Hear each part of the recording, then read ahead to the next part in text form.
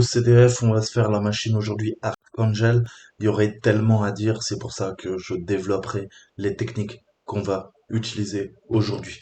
Le but, ça va être de faire de la rétro-ingénierie, comprendre la logique derrière l'application web qu'on va venir attaquer. C'est tout le temps ce que vous devrez faire typiquement quand vous faites du pentest d'application web. Vous savez qu'on n'utilise pas du tout les mêmes méthodologies quand on s'attaque à un serveur, hein, non, à un réseau même, j'ai envie de dire, et quand on se focalise sur des tests d'intrusion d'une application web. Donc là, on a un serveur, ok. On va commencer par notre phase d'énumération classique, hein. On va utiliser Nmap, enfin mon ami Threader. Threader, commencer à connaître comment ça se passe. On va prendre l'adresse IP, ce sera mieux. Et on va revoir les LFI, mais à un niveau beaucoup plus j'ai envie de dire beaucoup plus technique. On va utiliser des techniques de double, de triple encodage. On va utiliser un wrapper PHP pour accéder à du code source qui n'est pas autorisé. Je vais vous montrer toutes les techniques qu'on utilise quand on fait un test d'intrusion d'application web, ni plus ni moins.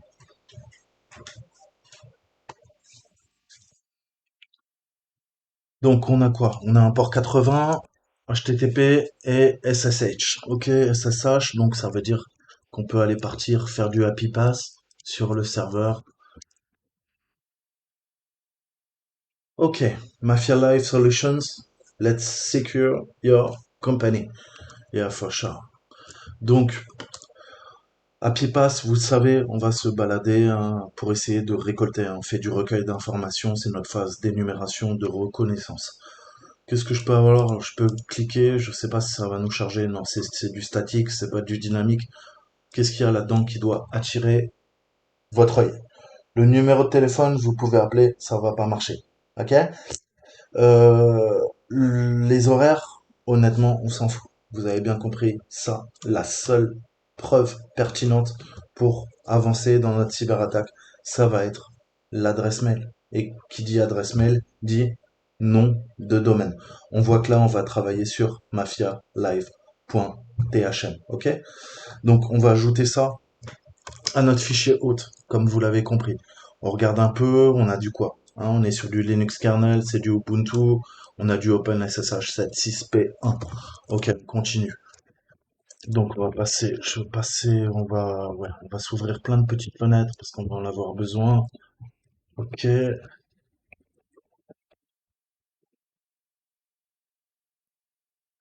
et on va faire un nano host. Vous l'avez bien compris. Mafia Live, j'ai déjà fait la machine. On va venir changer l'adresse IP.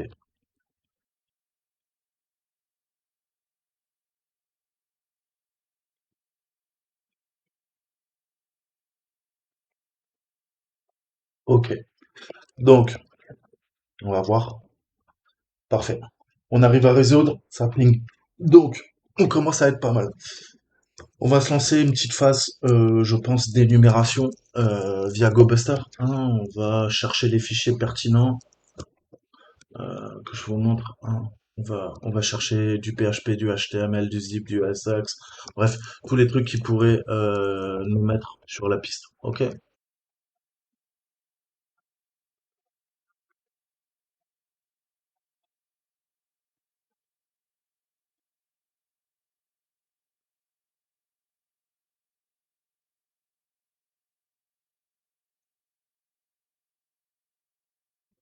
On voit qu'on énumère, mais très lentement. Je vais booster les threads. Ok, on va mettre, je sais pas, 250.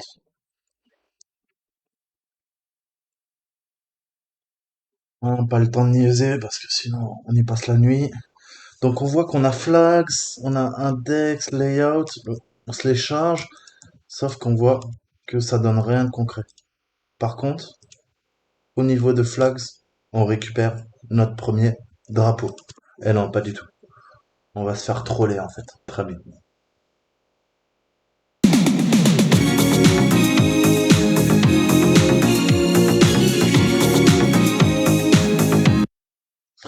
Donc vous avez bien compris qu'on est en train de se faire troller par le créateur du CTF. C'est un petit mime, si vous connaissez pas le mime, c'est que vous connaissez pas assez Internet. C'est vieux comme le monde. Donc, la pop anglaise, c'est bien, mais qu'est-ce qu'on pourrait trouver d'autre? Il faut qu'on creuse. Vous savez, le réflexe qu'on peut avoir, c'est regarder le code source. Mais comme je vous ai dit, euh, vous voyez que il est offusqué. On peut pas le lire. Mais on peut quand même essayer de réfléchir. Qu'est-ce qu'on a sur un serveur web? Vous le savez, on a le robot. On va aller voir le robot TXT.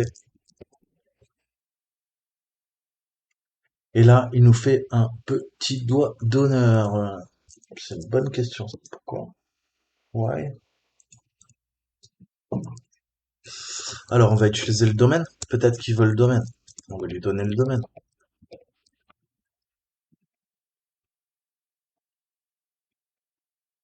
Ok. Il arrive à résoudre. On trouve notre premier drapeau. Cool. Enfin, you found the right host name. Ok. Donc, le right host name, c'est Mafia Life. Ok. Ensuite, si on se tape le robot. Ah, on arrive sur un test PHP. Ok. Test PHP, ça donne quoi ça? Hmm. Ah.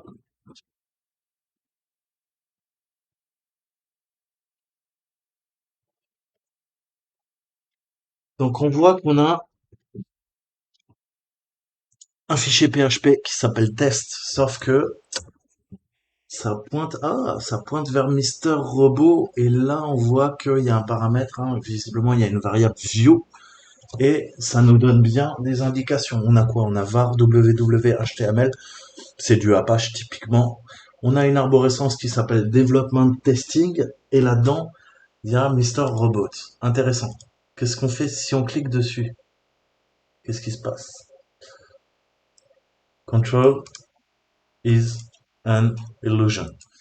Donc, bah, si vous voyez pas la référence, je peux rien faire pour vous.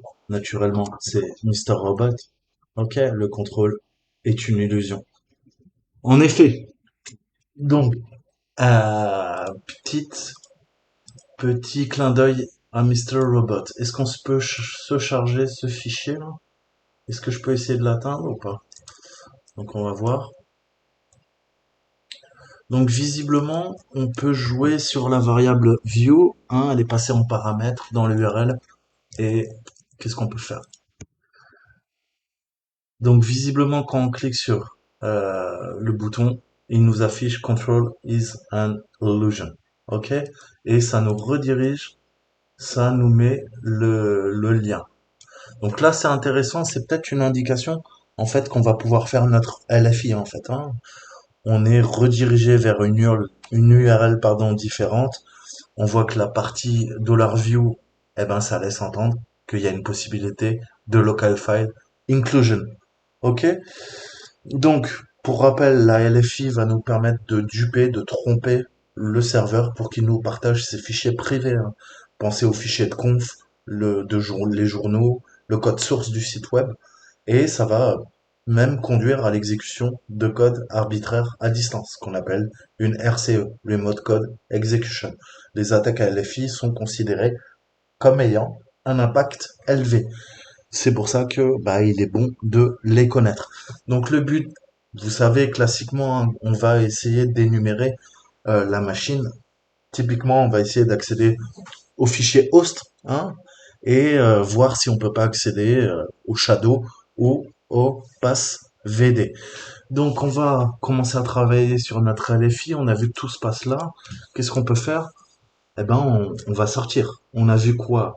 Qu'il y avait development, hein, ça veut dire qu'on doit sortir de 4. 1, 2, 3, 4. Si on sort de 4, on se retrouve aux routes du serveur. Et après, il faudra qu'on aille dans ETC, afficher passe VD. On va tester ça. Ok? Donc, je sors de 1, 2, 3, 4. Je vais dans ETC et je lui demande passe VD. Désolé, c'est pas autorisé. Donc là, on sait qu'il faut qu'on fasse une LFI, mais il est en train de se foutre de notre gueule. Il y a visiblement tout simplement des filtres hein, qui sont appliqués. On voit que Il faut faire cette LFI, mais on est restreint. Il y a visiblement côté back-end des filtres qui nous empêchent d'exploiter la LFI. Donc toute la technique maintenant, ça va être de contourner ça et d'essayer de trouver un moyen. Ok? Donc on peut commencer à s'amuser. On va aller faire de l'encodage.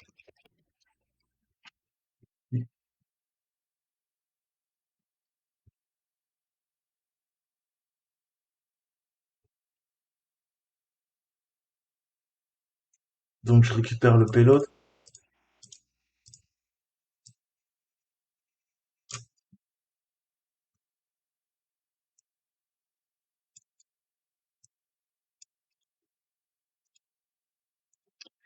Et on va venir offusquer la charge. Donc encodage simple en URL et je la passe en paramètre. Ok? Blaireau.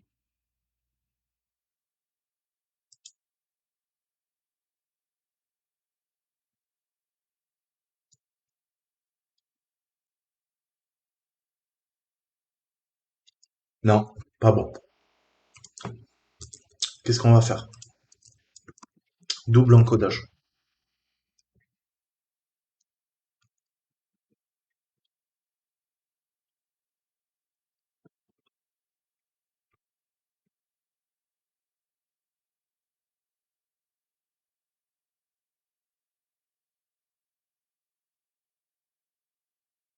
Toujours rien.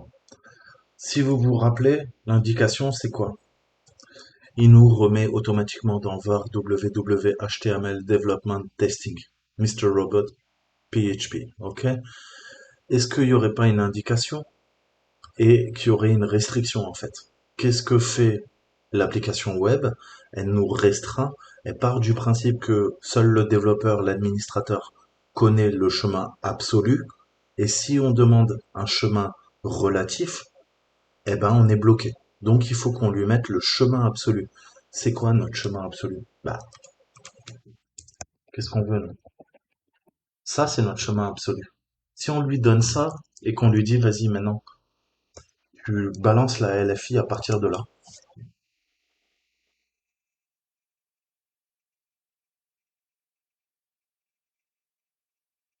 Donc vous voyez, on fait du fuzzing, on fait une attaque de fuzzing, on teste toutes les possibilités jusqu'à trouver la bonne. Mais ça implique d'avoir une certaine logique, de comprendre ce que fait l'application. Et déjà comment en PHP on bloque les LFI. Dans vos têtes, c'est comme ça que vous apprendrez.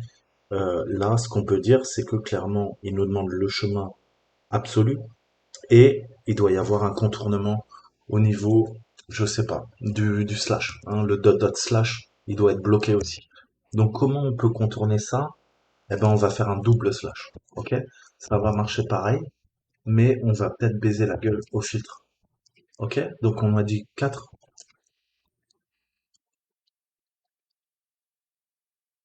Ok? ETC, SVD.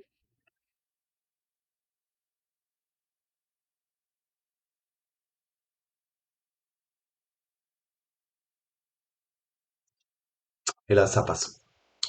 Donc vous voyez bien qu'il y avait deux logiques sous-jacentes. C'est d'abord, il fallait mettre le chemin absolu, var www.html development testing. À partir de là, seulement, on pouvait lancer la LFI. Et la LFI, vous avez beau encoder votre charge à la base, cette charge, ok? Si je reviens un peu en arrière. Nous, on a mis des simples, on n'a pas mis des doubles. Si j'avais mis des doubles, ça aurait marché tout de suite. Et je peux tout à fait encoder aussi en double. Je vous montre. Ok? Ça, c'est vraiment des techniques de bypass que vous devez apprendre en fait. Qu'est-ce qui me fait là? Attends, je vais zoomer parce que je vois rien en plus. Alors, on lui met un double là, on lui met un double là. Ok, on a dit un, 2, 3, 4. Je double là, et ça, je lui demande d'encoder. Ok? Testons ce payload là encodé en URL. Ok?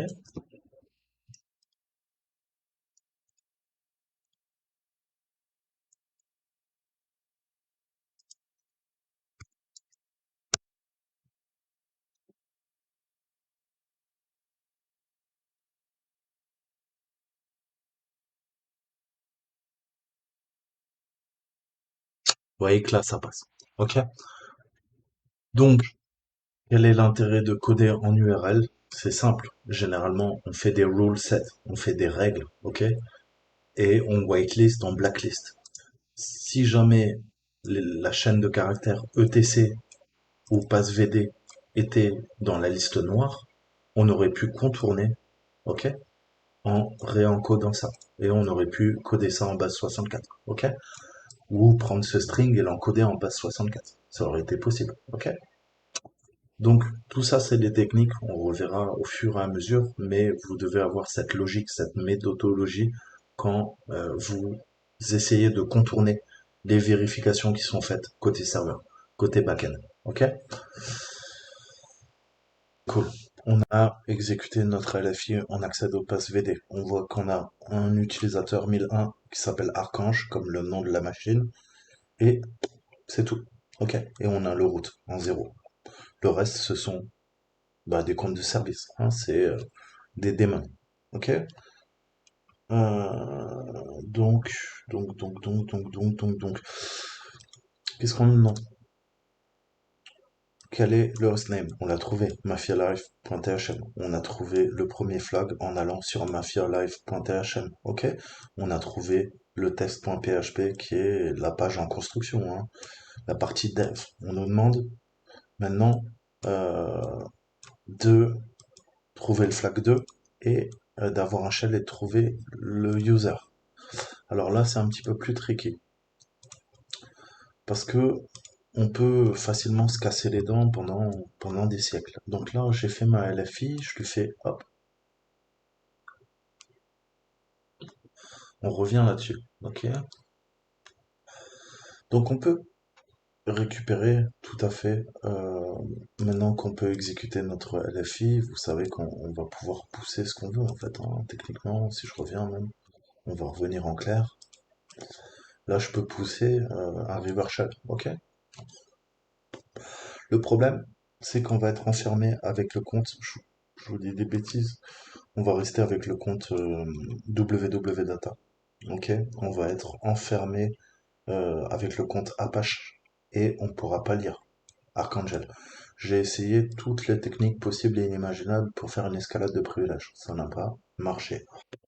Donc tout simplement, si on a une LFI, qu'est-ce que nous permet la LFI? Vous le savez, ça nous permet d'accéder à des ressources non autorisées.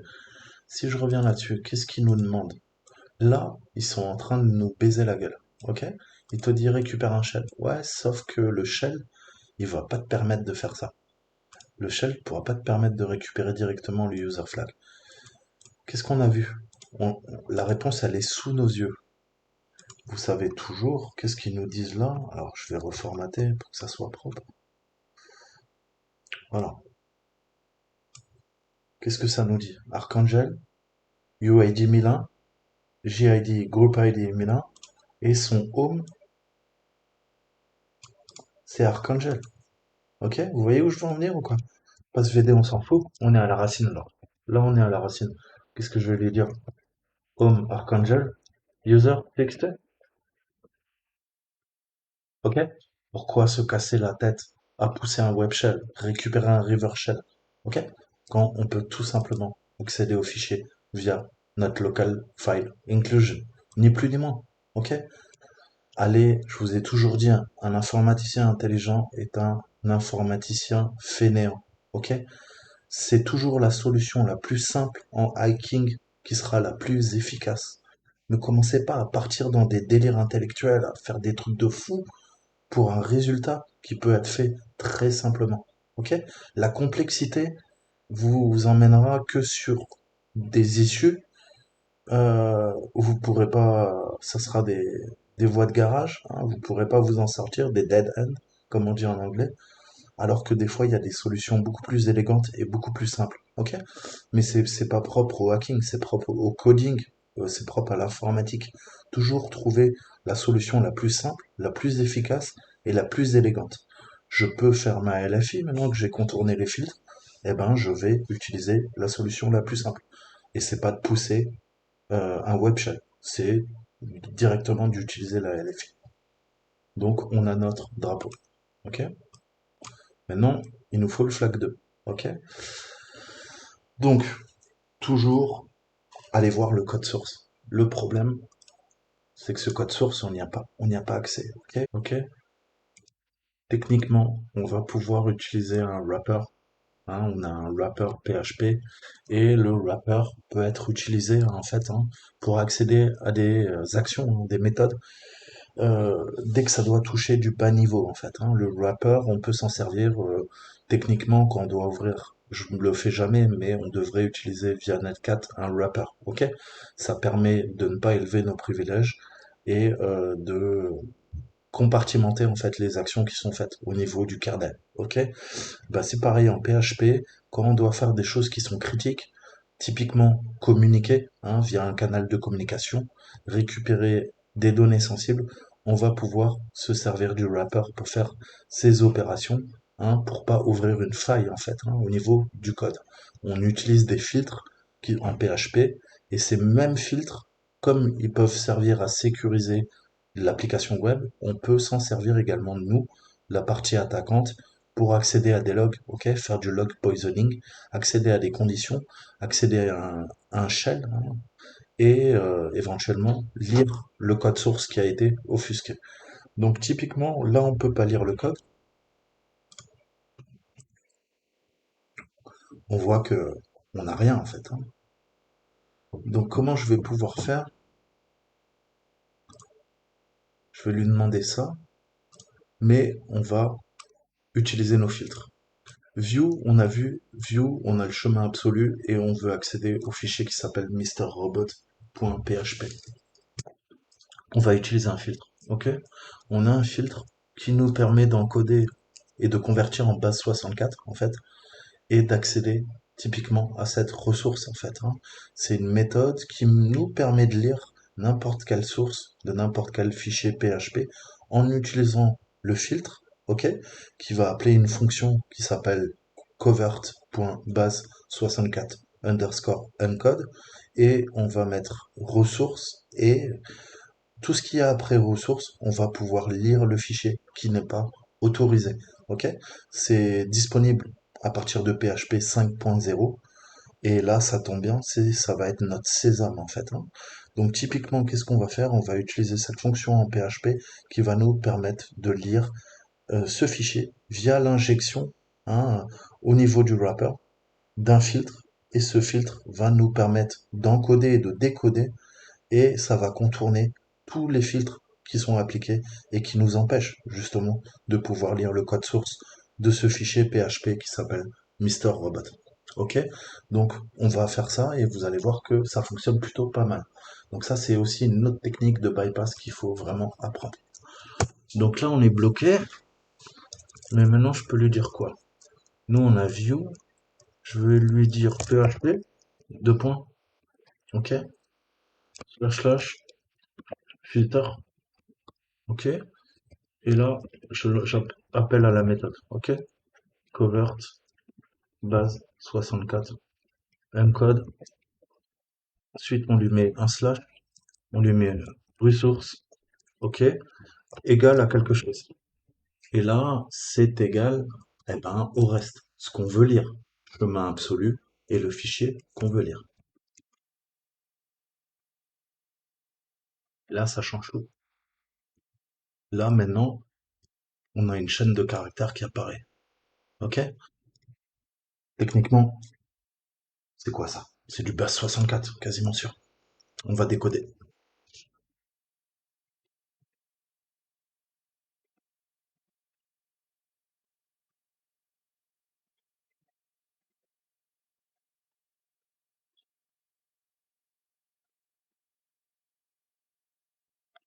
Ok, on revient à la base.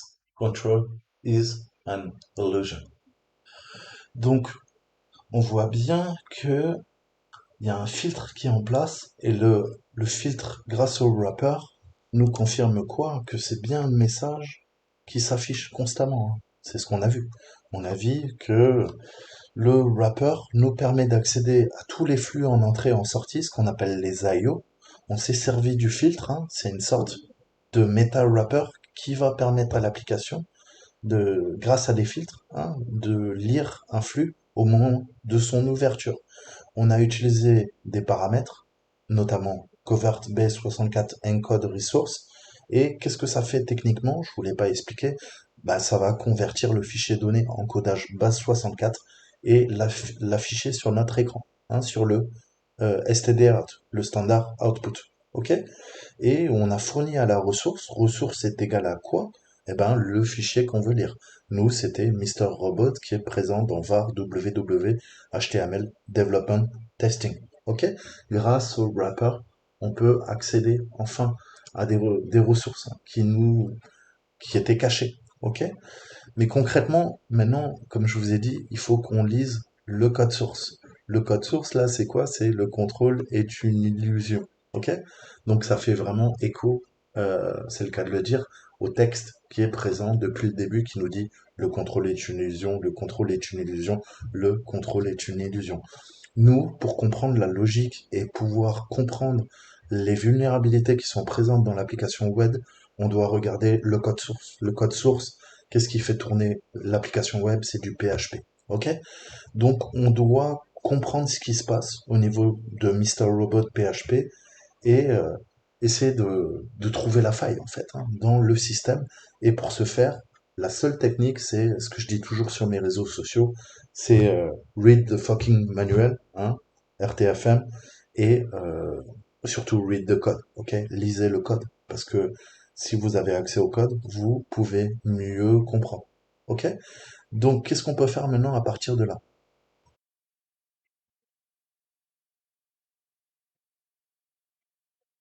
Ok. Test PHP. On a vu que le test, c'était la version de test de dev. Qu'est-ce qu'on va pouvoir faire? On va pouvoir, maintenant qu'on a mis en place notre LFI, qu'elle est fonctionnelle, et qu'on a cette technique en utilisant la fonction decode, hein, enfin un code en base 64, enfin la conversion en base 64, et on a vu qu'on pouvait lire n'importe quelle ressource, plutôt que voir Mister Robot, maintenant qu'on sait que c'est bien ce string qui est appelé, le string c'est quoi? Control is an illusion, on va lui demander de faire quoi? Eh ben là, je veux plus Mister Robot. Je veux accéder, vous l'avez compris, à test en PHP. Oula. Et là, ça devient un peu plus long. Ok? Donc, il y aurait pas quoi? Il y aurait pas le code source là-dedans qui a été offusqué. Ok? Donc, euh, on va se faire un petit curl. Ça sera peut-être plus simple pour récupérer le string.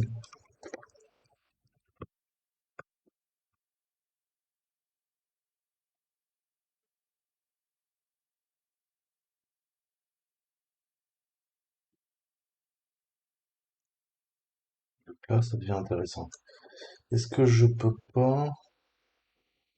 On va récupérer chaîne de caractères. Ok.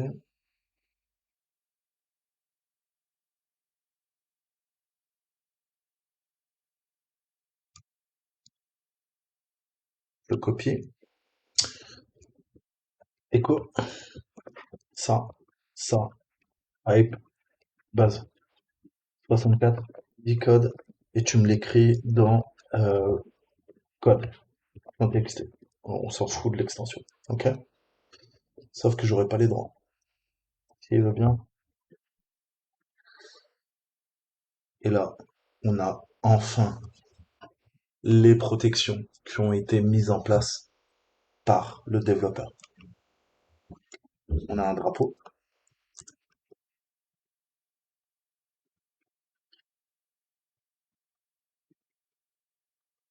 On commence à retomber sur nos pattes, ok? On a un drapeau.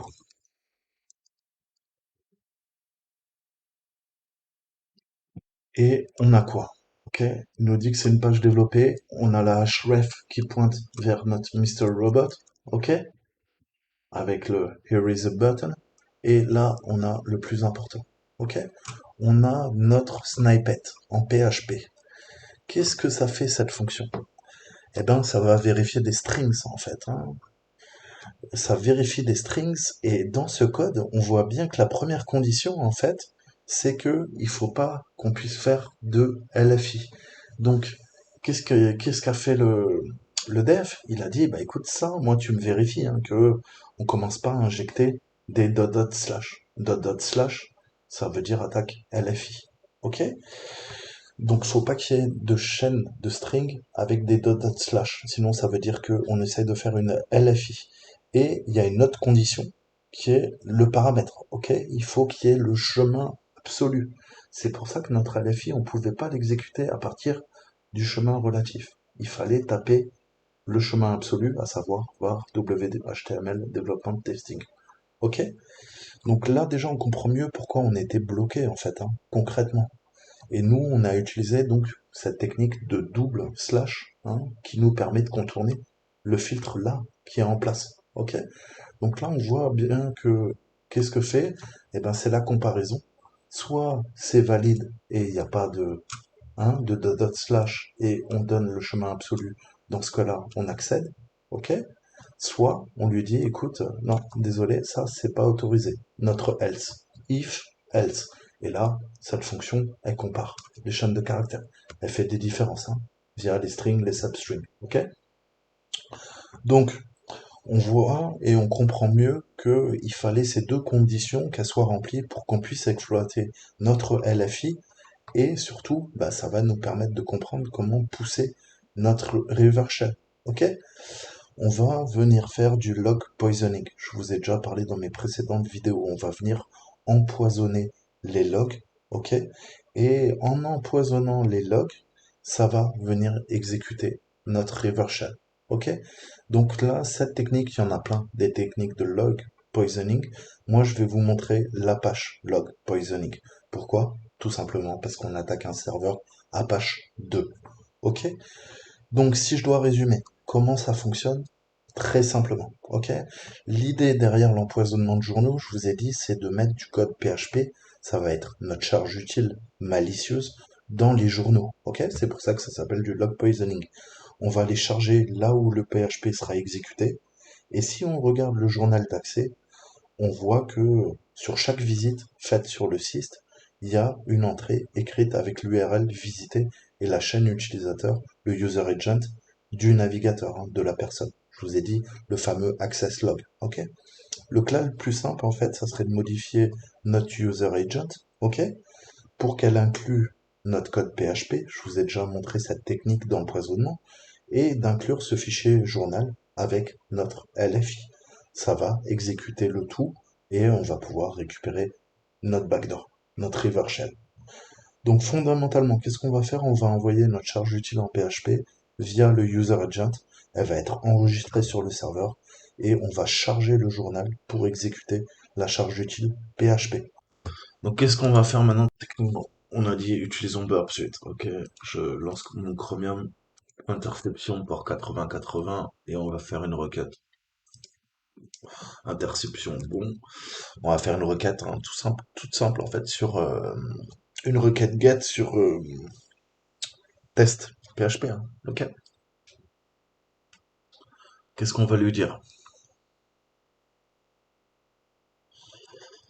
Je vais prendre ça, je vais lui demander déjà qu'il nous réponde. Ok. Do intercept response to this request.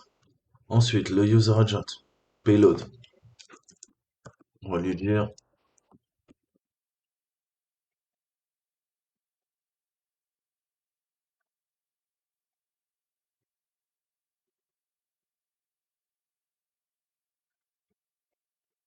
langage get. Ok. On ouvre, on va lui mettre un CMD. On referme. Fin de l'instruction. Fin du snippet. Merci. Ensuite, qu'est-ce qu'on veut? On veut utiliser notre LFI. Ok? Donc, PHP, c'est bien. Après, on a Vue et on écrase tout le reste. Ok? Donc là, test PHP, tout ça, ça peut dégager à la limite. Je vais mettre ça. Ok? Vue, var, développement. On va tester comme ça. On va voir si ça passe. Ok.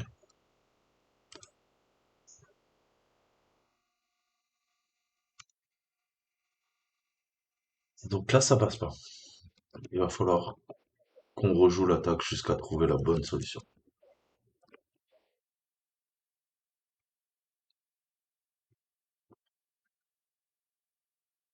On va aller dans le repeater, soit tu dégages. Ok.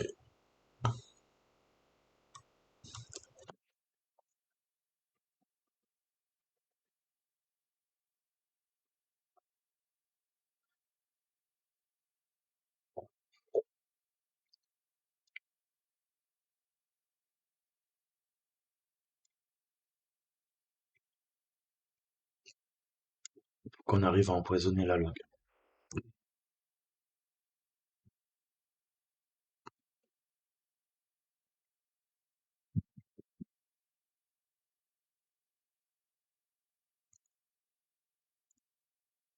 Alors, qu'est-ce qu'on peut tester? On va en tester plus, hein. On va que ça passe. Techniquement, on va faire. Là, ça passe. Nickel. On a la réponse. Qu'est-ce que ça veut dire? Bah, ça veut dire qu'on vient d'empoisonner. Ok. Donc là, on a empoisonné la log. Maintenant, on peut appeler notre variable. La variable, on a dit quoi? Ah ouais, mais le user agent, je l'avais pas modifié. Que de quoi.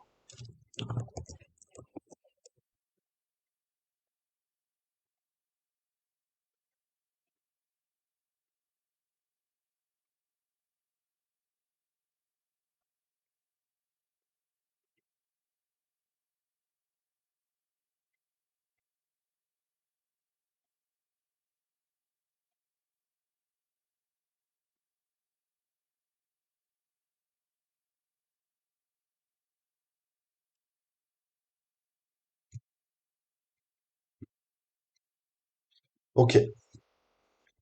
Maintenant, RCE, Remote Code Execution. Ok. Qu'est-ce qu'on fait? On va tenter d'exécuter quelque chose, hein. C'est du command line injection. Donc, qu'est-ce qu'on lui dit? La log, maintenant, qu'est-ce qu'on peut mettre? On peut lui dire stmd est égal à waml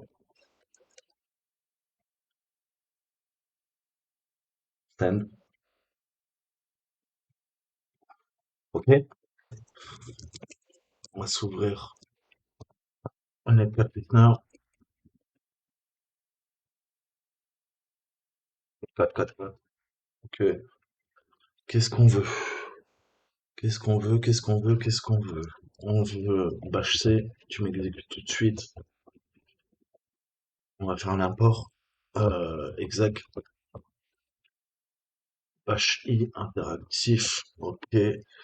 Redirection des flux. D'accord. Qu'est-ce que je veux? On va vers def TCP, on ouvre notre canal de communication. Ok. 10, 11, 26, 90. On va tester directement avec un bash. Si ça marche pas, on utilisera le pentest donc. Ok. 444. Et on referme redirection inverse 1. Donc ça c'est bien, c'est pas mal. J'ai bien fermé. Ok. Donc là, ce qu'on va faire, on va l'encoder en URL, ok? Je prends ce qui m'intéresse, ça c'est mon payload. Et là, on va faire CTRL U. Voilà, vous voyez que ça a encodé, ok? Et maintenant, ben, on va pousser, ok? Et ça passe. On n'a même pas besoin du pentest monkey. Avec une charge utile, bash, ça passe, ok? Sinon, bah, on aurait utilisé le script, ok? On aurait utilisé ce script. Mais là, ça passe. Et alors,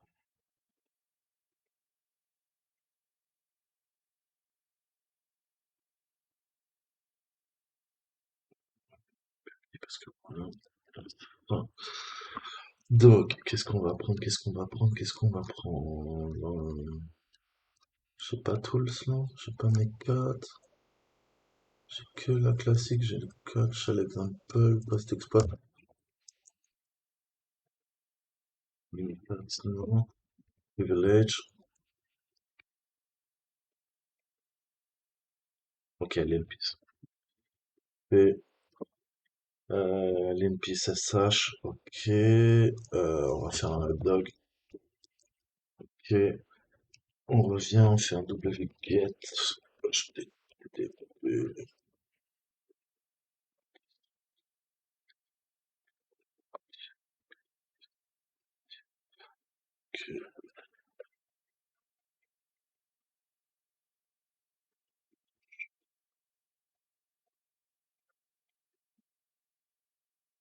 et on est bon, encore, oh, oh,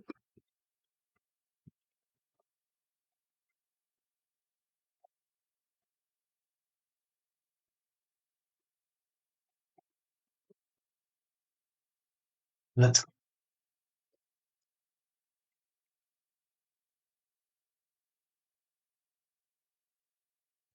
on va laisser pour l'instant parce que j'aurais peut-être besoin de repousser la charge.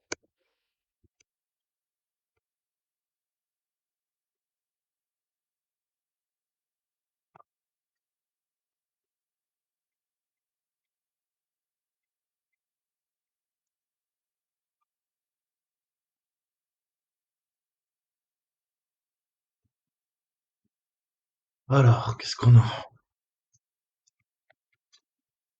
On va voir les tâches planifiées. Là, on a un SH, l'INSH. On a Hello World. Ah, pété, c'est quoi ça? Euh,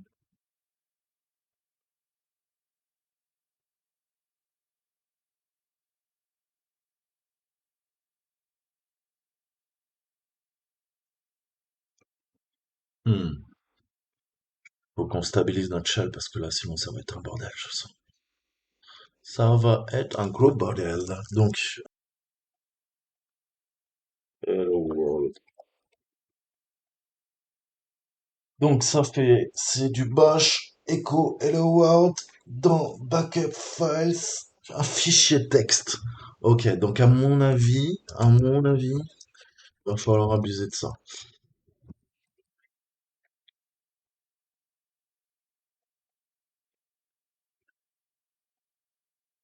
Boum, on a le droit d'écrire dedans. Ok? Donc, on est en 777, 777, 777. Donc, comment on peut abuser de ce bash script? Eh ben, euh, tout le monde peut écrire dedans. On va pousser une charge utile, une autre charge utile, hein, je pense. Et il doit y avoir un cron job, vu que c'est un terme de backup. Il doit y avoir une cron job qui tourne. C'est obligé. Euh,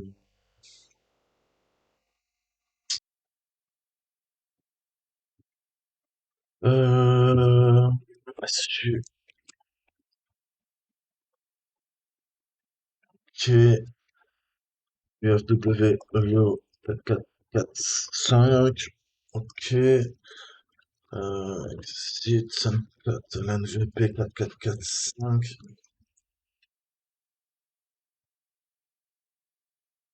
et donc, je veux qu'on fasse notre écho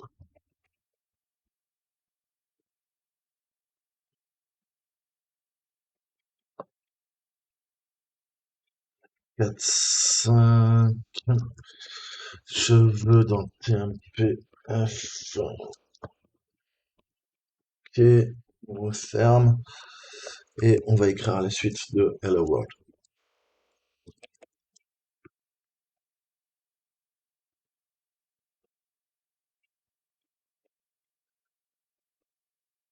Ah, il va falloir attendre une minute. Il va falloir attendre une minute. Ah non, je l'ai récupéré direct. Yes! Putain, ça s'est joué à la seconde. À la seconde près. Ok.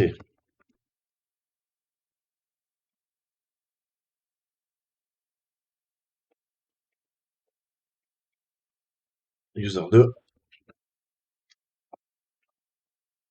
Yes. Horizontal privilege. Escalation using thread. Donc, là, on a abusé d'une tâche planifiée. C'est parfait.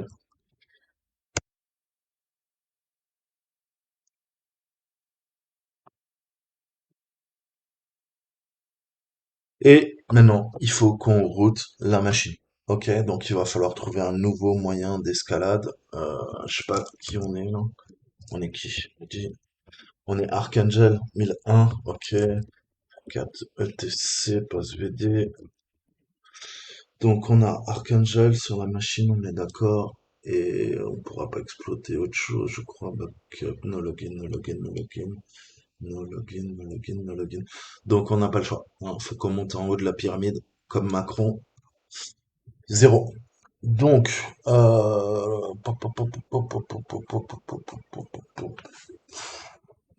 il faut qu'on fasse de l'haricot. Donc, quoi dans le backup? 4 backup. Ok, c'est un binaire statique, ça. Ça doit être un ELF, file backup. 7 suite. Ok, bon, on a notre porte d'entrée. Ok, c'est quoi? Bah, il a le 7 suite bit. Ok, et c'est un ILF. Donc, on va abuser de ça.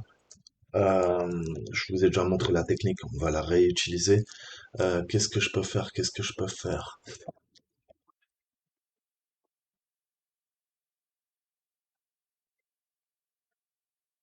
Ok, je fais le bit, route. Donc, comme il est route et que backup c'est un binaire statique, si on arrive à l'exécuter, ça va nous donner les droits via le suite bit. En tant que route, on va passer de Archangel à route égale pawn. Donc, comment on fait ça? On va regarder les strings. Backup, qu'est-ce qu'il y a dedans?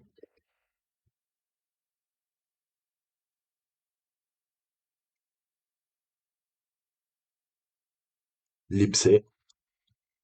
Donc, à mon avis, on va jouer avec Libc. Start, frame dummy, stuff, home archangel, my file. Ok, wildcard, my file, set guide, set read. Ok, donc visiblement c'est sûr quoi. On va pouvoir abuser de ça. Le truc, c'est qu'il faut qu'on trouve comment l'exécuter en fait, hein. Il faut qu'on trouve un endroit, un chemin pour l'exécuter. Là, je vois, il y a ça qui est intéressant.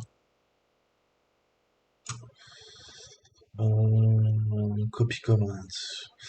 Donc on va peut-être faire une usurpation au niveau du pass, hein. On va changer la variable pass et vous voyez que le CP en fait, euh,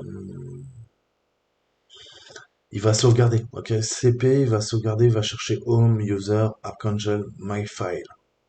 Nous, ce qu'on peut faire, c'est modifier le pass pour qu'il aille chercher d'abord dans notre répertoire avant d'aller faire ça.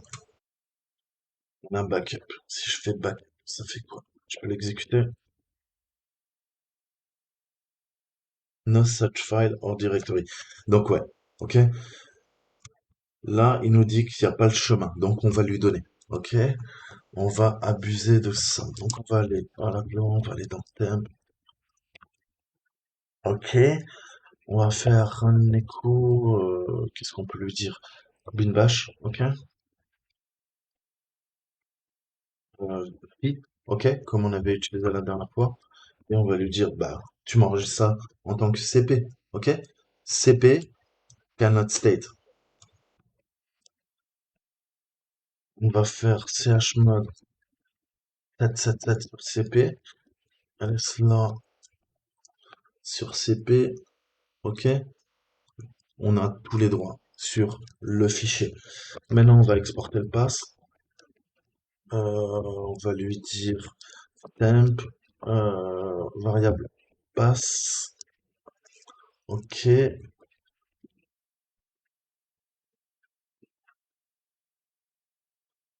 temp passe d'abord. Qu'est-ce qu'il va faire en fait techniquement?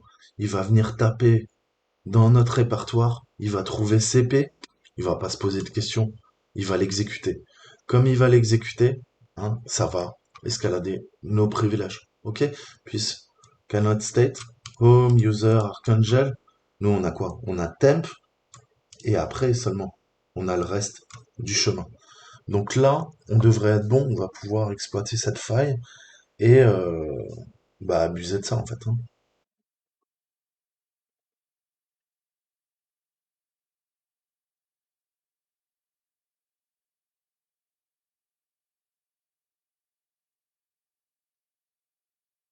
Oui, bah je pi-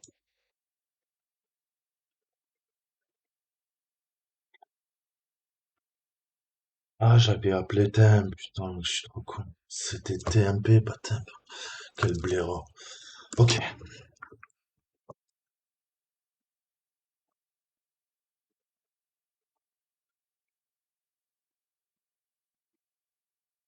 allez, allez, putain. Voilà, on est bon, on est dans la place. Donc voilà, j'espère que vous avez kiffé. Voilà comment on exploite une LFI, hein, comment on va faiser, lire le code source, comprendre la logique au niveau des filtres, contourner les filtres, hein, via des techniques de LFI d'encodage, d'offuscation.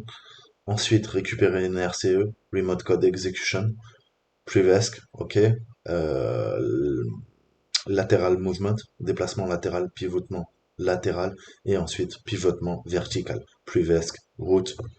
On est les dieux dans la machine, Ghost in the Shell. Ok? Et là, route, contexte. Voilà.